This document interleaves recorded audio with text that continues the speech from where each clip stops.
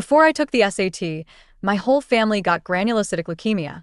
Zachary was the only one who could secure the special medicine needed for their treatment. I begged him for a long time. In the end, he agreed to find a way for me. But he disappeared suddenly, causing my whole family to miss the best time to take medication. In the end, they all died. The next day, his first love posted a vlog of the two of them being clingy to each other sweetly on Twitter. The caption read, "Wherever you are is my home. You and I are each other's the only one." My friends all wanted to comfort me, but I applauded and blessed them. I commented, "You are a perfect match and you will be bounded together forever." I numbly dealt with the funerals of my family. Acute leukemia and complications caused by a chemical leakage made me lose all my family members overnight. Zachary knew how dangerous it would be once one was inflicted with such a disease. But he chose to leave me and my family behind for his first love. In the past 6 years, Eileen Solomon used countless excuses, including that she was afraid of the darkness, she was getting hurt, and she was feeling sad when watching movies from before, that she wanted to see Zachary. Her excuses were getting more and more ridiculous, but she could always take Zachary away from me easily. I didn't know what her excuse this time was, and I didn't have the energy to investigate it. The fact that more than 10 people had been deceased because of Zachary made me hate him forever. After dealing with everything, I stood in front of their graves in a daze. It seemed that there was a huge black hole in my heart, which nothing could fill. I didn't know how long I had been standing there. Only after my legs became numb did I realize that I had to go home. I packed up everything and planned to leave. Then I saw Zachary walking over with Eileen in his arms. "Zachary, this place is so beautiful. Lucy will like it, right?" Eileen leaned her head on his shoulder. They were intimate and ambiguous. Zachary didn't expect I would be here. A trace of impatience naturally appeared on his face. He said, "Sienna, are you being clingy again? Is it because I didn't answer your call?" Judging from his tone, he seemed to imply that I shouldn't be here and that I was causing trouble. Eileen looked up. Her face turned pale. With tears on her face, she held onto Zachary's waist tighter. She pitifully said, "Sienna, I'm so sorry. My dog got sick a few days ago. I was so anxious." Zachary didn't go home because he was taking care of me. Later, my dog passed away. I was devastated. Zachary took me abroad to relax myself. He didn't intentionally ignore your calls. Whenever I heard his cell phone ring, I couldn't help but cry. He did it to accommodate me. I knew about Eileen's dog. She adopted a stray dog less than a week ago. So, this is the reason why Zachary abandoned me without any hesitation. I suddenly felt it was so ironic and funny. My whole family was waiting for a chance to survive. He mercilessly took these opportunities away from them to please his previous sweetheart. Feeling mentally and physically exhausted, I said, "Zachary, let's break up." During the chemical leak, the elderly and the weak family members quickly passed away due to the complications. But my parents and my brother had a chance to survive. According to the doctor, there was indeed a specific medicine for this disease, but it was not only expensive but also hard to obtain. After all, it was not in abundant supply. I cried and begged Zachary for help, asking him to think of a solution for me. Zachary agreed. He agreed. Then he suddenly disappeared. I went crazy looking for him those days, but there was no trace of him. My family members missed the best time to take medication. When my parents died in front of me, all the love I had for him was gone. I didn't even have any hatred against him. I was indifferent to him, and I was disgusted with him. But Zachary thought that I was being stubborn now. He said, "Sienna, can't you be as sensible as Eileen? Her dog is like family to her. When her family died, she was so sad. How can I not accompany her?" I didn't answer your call. That's all. Is it necessary for you to react so strongly? Can't you be as sensible as Eileen? I should be as sensible as Eileen. Zachary always says so to me. Why do I have to be like her? Why do I have to be sensible in his way? Zachary said they grew up together since childhood. Because of their sibling bond, they can't be separated. So, I must allow Eileen to be involved in our relationship, right? I can't be jealous of Eileen. I must tolerate Eileen taking all his care and love from me. I must tolerate Eileen easily taking away my lover with a phone call or a text message. I must tolerate Eileen doing all kinds of things that go beyond the boundaries between family members. Fine. I'll be sensible. I won't ask him anything. I won't mind, but what do I get in return? They demand things from me and hurt me endlessly. I've had enough of a life like this. I sneered and looked at Zachary indifferently. I said, "As for what you want to do in the future and where you want to go, it has nothing to do with me anymore. From today on, we will never see each other again. After saying that, I wanted to leave directly. Zachary noticed that something was wrong with me. He grabbed my hand urgently and said, "Is it because your family is giving you a hard time? I can explain it to them." Suddenly, I felt that I was indeed out of my mind to fall in love with such a person. He wouldn't have said such absurd and foolish things if he had been willing to return my call or message, or even ask his friend about the details in these past few days. I forcefully shook off his hand, saying, "No need. For so many years, I have always been gentle, obedient, careful, and well-behaved to please Zachary. I would never be cold and indifferent like I am now." At that moment, Zachary was a bit flustered. He realized that I wasn't just saying it. He knew that I would indeed leave. "Sienna?" Zachary wanted to come up and pull me, but Eileen stopped him. Eileen sneered at me. She said, "It was your greedy relatives who wanted more. What does it have to do with Zachary? Chemical leakage? Acute leukemia? More than 10 family members of yours are inflicted with illnesses consecutively, and they need such expensive special medicine? How could such a series of coincidences happen? They are pretending to be sick, trying to cheat money out of Zachary." I turned back to look at Eileen in disbelief. Eileen provocatively looked at me. She was implying that I was a gold digger. I slapped Eileen hard across her face. Zachary's face changed. As usual, he protected Eileen behind him. He looked guarded, saying indifferently, "Sienna, apologize to Eileen." With my eyes red, I stared fiercely at Eileen. I said, "Watch your mouth. You're the dirty one. Don't think everyone else is as dirty as you." Eileen covered her face and said grievously, "What's wrong with me? Did I say something wrong? What you said is impossible in the first place, right? Zachary, don't you think so too?" I looked at Zachary incredulously and asked, "So, you also think I'm lying to you?" Zachary didn't answer, but I got the answer from his eyes. That's why he never went to the hospital.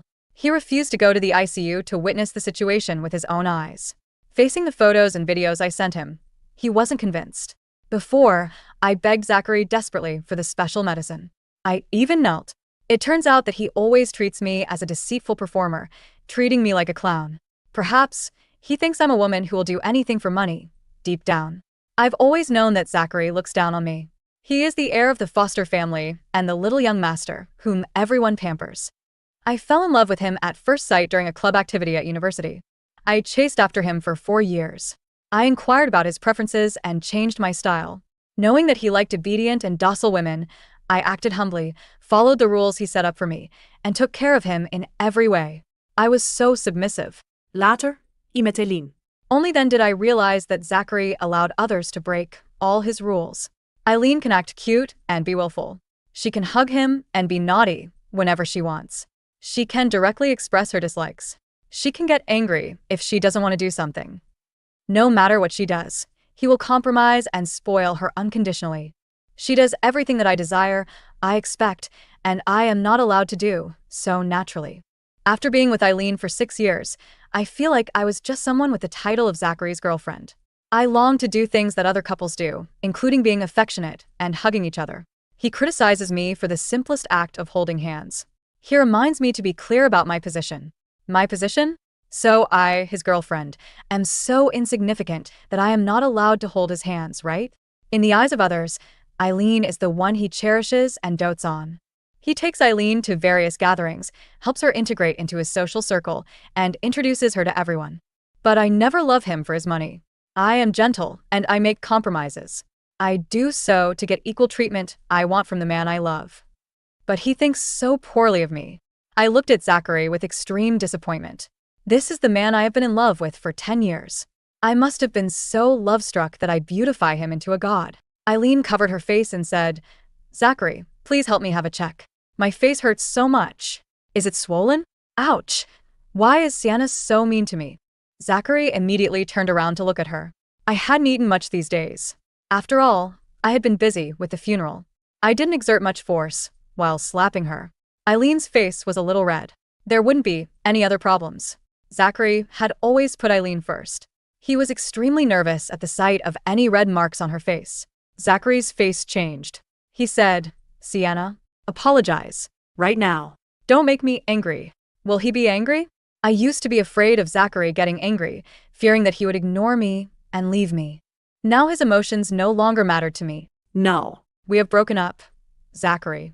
You have no right to order me. I sneered and turned around to leave. If they want to continue a love drama, whatever. I'm too lazy to care about them. You. Zachary stepped forward to grab me, but Eileen pulled him back. She realized that Zachary might contact me again if we continued to be deadlocked. Eileen acted coquettishly, saying, I'm fine, Zachary. We need to bury Lucy first. I think this place is good. Let's bury her here. I walked quickly out of the cemetery. Before I reached the gate, I received a call from the cemetery manager. Miss Reed, someone wants the land where your parents' graves are. They have arrived here. They are digging it. We can't stop them. I was shocked. A ridiculously absurd thought came to my mind. Will it be Zachary and Eileen? I hurried back to the cemetery. Then I saw Eileen leaning in Zachary's arms, crying sadly. Zachary, I want to plant lots of flowers for Lucy, so it can be beautiful. In front of her were my parents' graves. Someone dug up the graves by machines and shovels, burying Eileen's dog there. My parents' urns were casually thrown aside. My mind buzzed. I rushed forward, pushing the workers angrily, and shouting at the top of my lungs. What are you doing? Eileen frowned, saying, Sienna, weren't you gone? Why are you back? This is not your family's grave. Why are you in such a hurry? What? Are you eager to see your family die? I was furious, saying, Shut up. Say that again. I'll punch you in the mouth. Zachary protected Eileen and shouted at me. What are you up to, Sienna? Are you out of your mind? I was so angry that I grabbed the worker's shovel like a madman. I wanted to dig out the ashes of Eileen's dog. Zachary stopped me and snatched the shovel, throwing it aside forcefully. He said, Are you crazy, Sienna? Get out of the way, Zachary. I shook off Zachary's hand without hesitation. Crying and kneeling on the ground, I dug the soil with my hands. Zachary was frightened by my appearance. He panicked and said, Sienna, what are you doing? Seeing that I was about to dig up her dog's ashes, Eileen anxiously looked at the foster family's bodyguards standing aside. What are you all standing there for? Stop this crazy woman. She must hate me so much that she wants to dig up Lucy's ashes. The foster family's bodyguards quickly came forward and held me down. My face was pressed firmly into the mud. The stones scratched my face, but I didn't care about the pain. Let them release me. I raised my bloody face and stared at Zachary. Zachary, she's so horrible. Eileen pretended to be scared and deliberately hid behind Zachary. Her voice trembled, but her eyes were full of provocation. Sienna, have you had enough of this? You pushed Eileen just now. Apologize to her, and I'll let you go. Zachary looked at me indifferently. It seemed that everything I had done was just a farce. You're dreaming. I gritted my teeth. With a fierce look in my eyes, I wanted to tear Eileen apart. Eileen pretended to be scared, hiding in Zachary's arms. Trembling, she said, Forget it, Zachary. A crazy woman like Sienna can do anything terrifying. You'd better drive her away quickly. I don't want to see her again. Today, she dared to touch Lucy's ashes. Who knows if she will try to kill me in the future? Sienna, apologize to Eileen now. I can pretend that nothing happened. You are still my girlfriend. I will give you whatever you want. If you want the special medicine, I will find it for you. Zachary looked at me, hoping that I would compromise with him unconditionally, the same way as before. I absolutely won't. I tried to break free from the bodyguard's restraints. They were too strong. My struggles were futile. If you don't agree, I will never give you the special medicine. There was a hint of contempt in Zachary's eyes. He believed that I was deceiving him. He didn't think it had anything to do with human life. Eileen noticed my reaction, saying, Zachary, I told you she was deceiving you. Look, she doesn't even have any reaction to the special medicine. She claims it's a matter of life and death. If it were such a matter of life and death, how could she have this attitude? It's clear that she's lying. Apologize to her, Sienna. Zachary took out his cell phone and looked at me indifferently. He said, If you apologize, I will believe you. You indeed need the special medicine. I will have someone deliver it here, immediately. He wanted to threaten me. This trick always works for me. He always uses threats to make me compromise. He threatened to break up with me. He threatened me to obey him. He threatened me not to interfere with him and Eileen. When my family was sick, I begged him. He, who wanted to go shopping with Eileen at that time, nodded hastily. I thought he did care, but he turned out to be perfunctory. He never took my words to heart. Suddenly, I calmed down. The more they wanted to see me compromise, the less I wanted to give in. I remained silent. I didn't speak. In the deadlock between me and him, he sensed my strangeness. He waved to the bodyguards, asking them to release me. Eileen didn't expect that he would let me go so easily. She continued to sow discord between the two of us. She said, "I thought you cared so much about your family. You made so many calls to Zachary before. You even made a scene in his office. Now it seems that you are just acting." As she spoke, she kicked open the urn containing my parents' ashes. Then she said, "Sienna, you are so desperate for a stranger, but you are so cold-blooded to your own family." "Eileen, don't touch it." I was burning with anger. I picked up the shovel next to me and rushed towards Eileen regardless of everything. Eileen was startled by my actions. She fell backwards and sprained her foot. Almost instinctively, Zachary hugged Eileen. He kicked me, causing the urn to fly out as well. The ashes scattered. The ashes inside were mixed with the soil. I fell to the ground in despair, feeling a huge hole in my chest. I was too sad to breathe. "Zachary, my foot hurts." Eileen cried out. Zachary comforted her tenderly, saying repeatedly, "Don't cry. Don't cry. I'll take you to the hospital right away." I looked fiercely at Eileen, tightly gripping the shovel in my hands and charging forward again. This time, I couldn't get close. Instead, the foster family's bodyguards pinned me down. Zachary carried Eileen gently in his arms. He said indifferently to the bodyguards, "Lock this crazy woman in the basement. Sienna, wait. I will definitely expose your lies." I had been to the basement of the foster family's house. Once, I was handing something to Eileen. She deliberately withdrew her hand. My nail accidentally scratched the back of her hand. Eileen cried a lot. Zachary got angry. Then he locked me in the basement. He wanted to teach me a lesson and make me remember that I could only compromise in front of Eileen. In the end, I chose to give in, apologizing to him and Eileen. I tried my best to please Zachary, so I quickly left the basement. This time, Zachary was determined to make me suffer. He ordered the bodyguards not to give me water and food. He took away my cell phone and all the tools that I could use to kill myself. He wanted to make me unable to survive and unable to die. I curled up in a corner and thought of my parents. When my parents were in the ICU, they briefly regained consciousness. They probably knew that they might not have a future, saying they hoped to see Zachary one last time. They want to see what the man I can entrust my whole life to is like, so that they can feel at ease. I called Zachary many times. All he said was, "I'm busy now. Let's talk later." But I heard Eileen's voice over the call. I know it's Eileen who doesn't let him come to see me. My parents were sorry for me. They didn't say anything on the surface, but the sadness in their eyes was there. At that time, I strongly wanted to break up with Zachary. When the words were about to come out of my mouth, I couldn't bear it. It was not just because of my parents' special medicine, but also because of the many years of love. I've been in love with him for so many years. Zachary doesn't want it. He won't give my family members such a precious opportunity to survive. He doesn't deserve my love. While I was lost in thought, the door to the basement suddenly opened.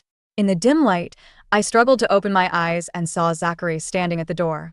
Zachary's face was filled with guilt and pity. He said, "Sienna, I'm sorry. I didn't know that graveyard was where your parents were buried."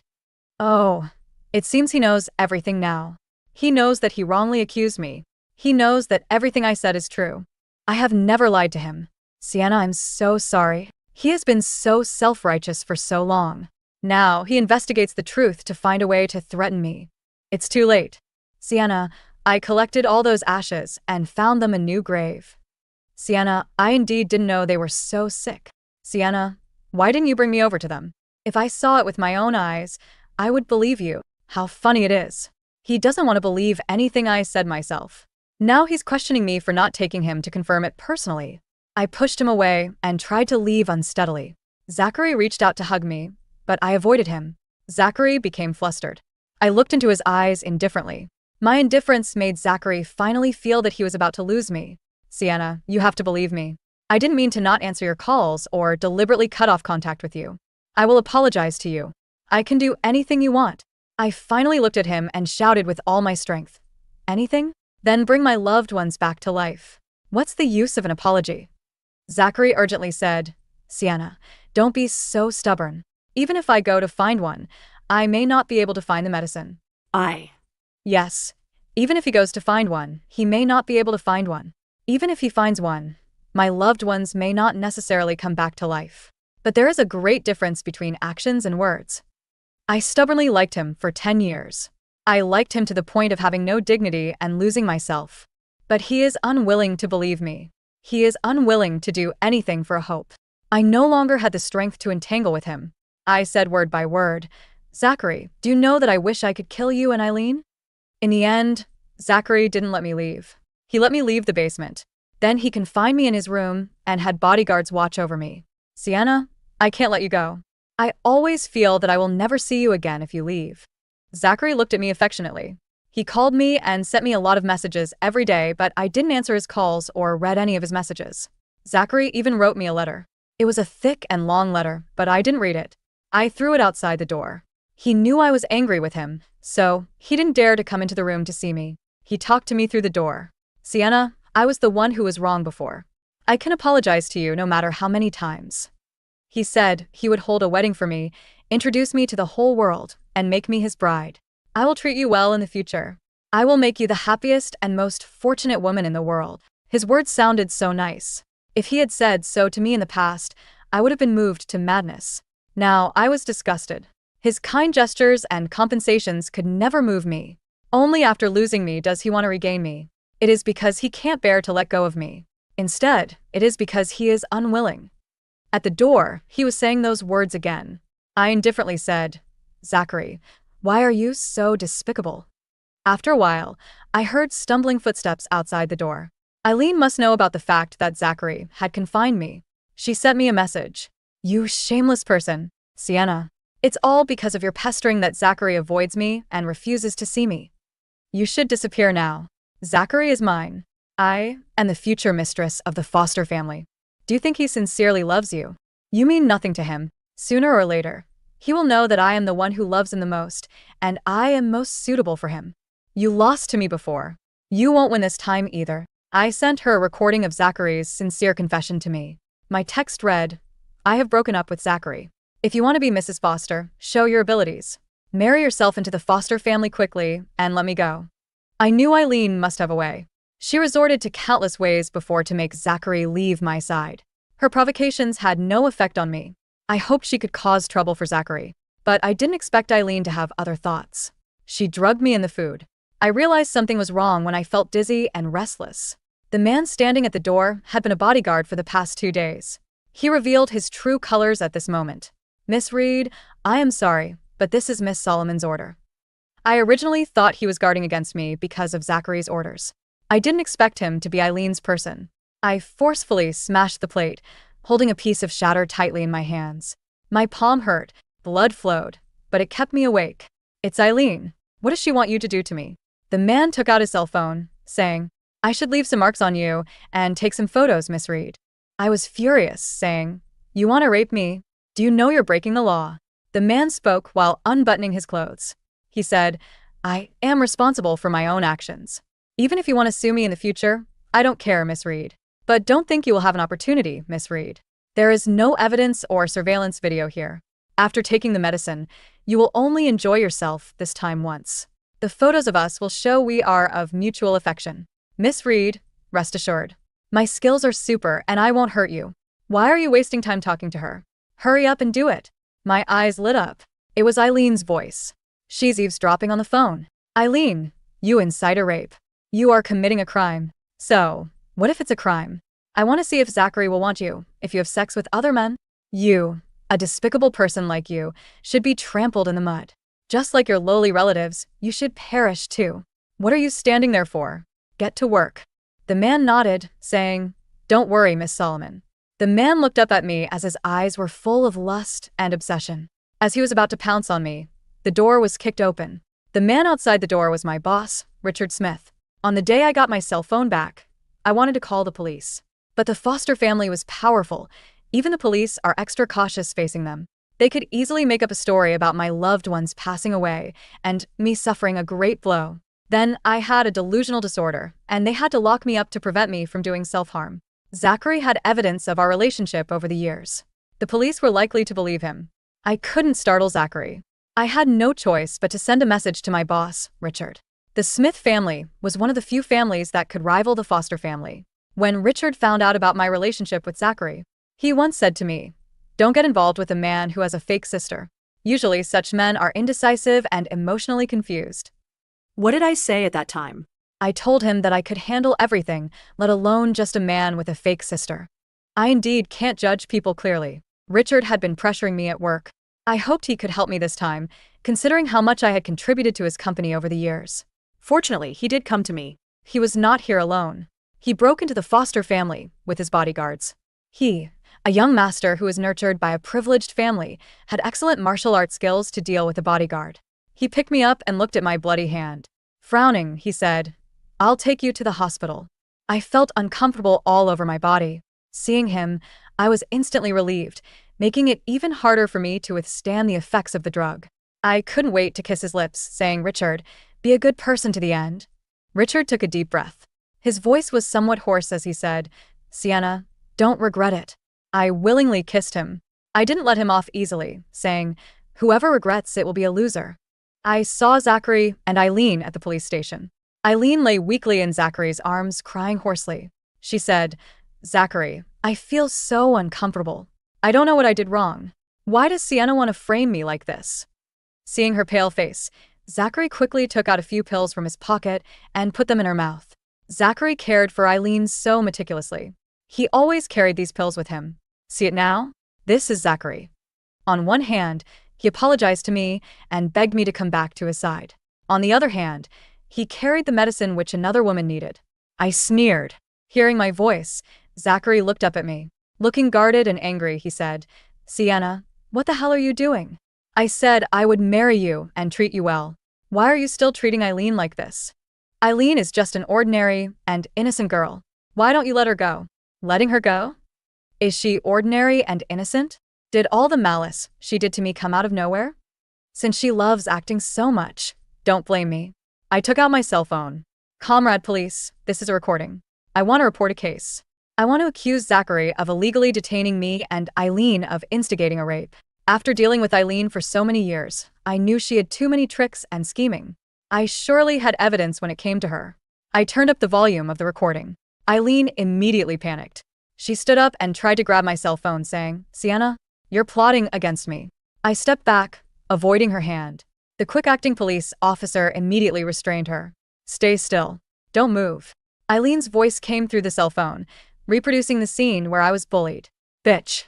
You are not worth dying." Her words shocked Zachary. Eileen trembled with anger and accused loudly, saying, "A recording can't be used as evidence." I smiled and said, "Yes, but what about your bodyguard? What about the things you did before? What about the victims? Eileen, you are not in a lawless place. Whatever bad things you do will not be covered up." Zachary finally reacted, looking at me with great guilt and shock. Eileen cried and said, "Zachary, listen to me.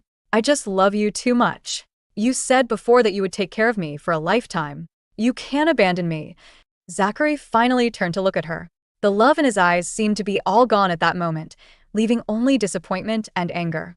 "Eileen, how could you become like this? You were not like this before. You were so innocent before." "Zachary, I indeed do it because I love you. You can't treat me like this. I can't live without you." Eileen cried loudly. Zachary no longer listened to what she said. He turned his head to look at me. With a face full of regret, he murmured, "I'm sorry, Sienna. I didn't know."